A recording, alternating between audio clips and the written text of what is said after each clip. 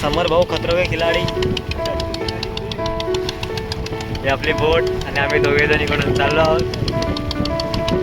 तर फायनली आम्ही गिरगाव चौपाटीच्या जवळजवळ पोहोचलेलो आहोत, तुम्ही बघू शकता. आणि हे जे दृश्य आहे ते म्हणजे मुंबईतील सगळ्यात मोठं ते इकडं गिरगाव चौपाटीचे विसर्जन करता येतात. नमस्कार मित्रांनो, हा माझा मित्र समर आणि मी आलो होतो लालबागच्या राजाच्या विसर्जनला. आपली बोट आहे तिकडे, त्याच्यामध्ये पण कमसे कम 20 ते 25 माणसं आहेत. आणि अजूनपर्यंत आम्ही बाप्पाची वाट बघतोय, पण बाप्पा अजून आलेला नाही आहे. तर आम्ही आमची छोटी बोट घेऊन बाप्पाला बघायला इकडे आलो. बघूया, अजून जवळ जाणार आहोत, म्हणजे मोठे मोठे गणपती बघायला मिळतील. त्याला ट्रॉली आपल्या बाजूलाच आहे. अरे काय एवढे मोठे ब्लॉगर नाही आहे. पहिला ट्राय आमचा, तो पण लालबागच्या राजाला. ते बोलतात ना गणपती बाप्पापासून सुरुवात करावी ती अशी.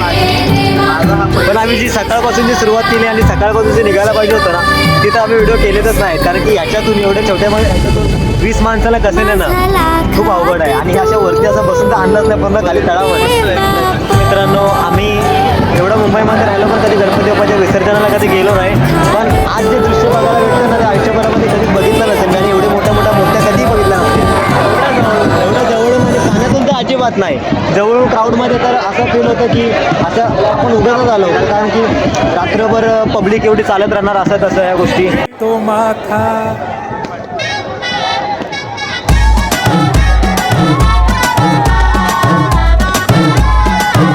काय माहिती, पण अचानक लक्ष परळच्या राजाकडे जातोय अजूनपर्यंत. झुमिंग फोन एवढा चांगला नाही, पण येतात व्हिडिओ थोडे चांगले. एवढी सकाळपासून वाट बघून आम्हाला लालबागच्या राजाचं दर्शन सुद्धा झालेलं आहे. आणि तुम्हाला एक दृश्य दाखवतो, ते म्हणजे हा राजा आणि ही राजाची प्रजा. चरणी ठेवी तो माथा, बाप्पा मोरया रे बाप्पा मोरया.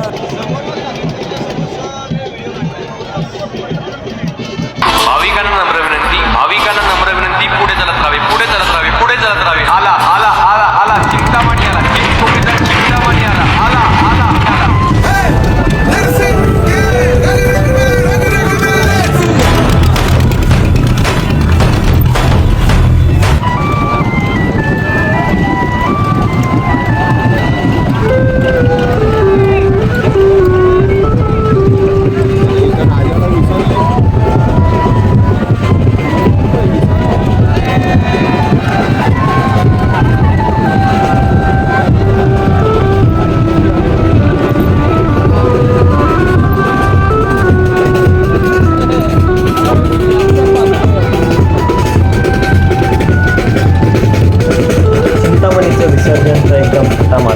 पण लालबागच्या राजा त्या नवीन तारपेवरती विराजमान व्हायला तयारच नाहीत. जसं की अजून कोणाला दर्शन द्यायचं बाकी आहे.